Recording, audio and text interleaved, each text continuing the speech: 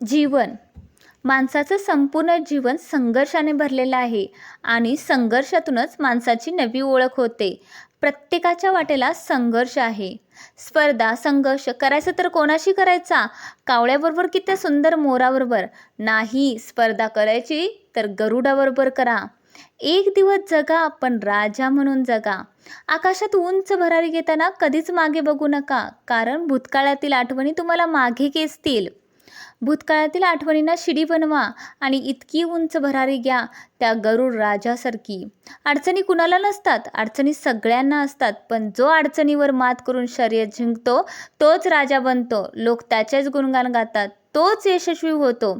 पण यशस्वी होताना खस्ता खाल्लेल्या लोकांना दिसत नाहीत. लोकांना यश दिसतं, पाठीमागचा संघर्ष दिसत नाही.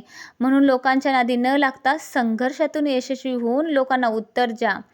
जे लोक तुम्हाला आज नावे ठेवतायत तेच लोक तुम्हाला वेळ मागून भेटायला येतील. अशी वेळ निर्माण करा.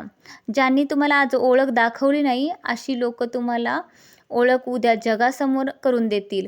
परिस्थितीला घाबरून तुम्ही माघार घ्याल तर परिस्थिती तुम्हाला घाबरवेल, आणि त्याच परिस्थितीला तुम्ही 2 हात कराल तर परिस्थिती पालटून दाखवाल.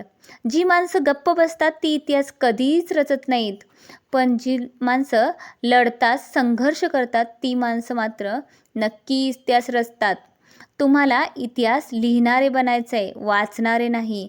तुम्ही जितके संघर्ष कराल, कठीण परिस्थितीतून जाल, तितके तुम्हाला यश मिळेल, उज्ज्वल भविष्य मिळेल. आयुष्याची सोनेरी पहाट पाहायची असेल तर अंधारातून प्रकाशाची ज्योत तुम्हालाच पेटवायला हवी. आयुष्य एकदाच मिळतं आणि ते राजासारखं जगा.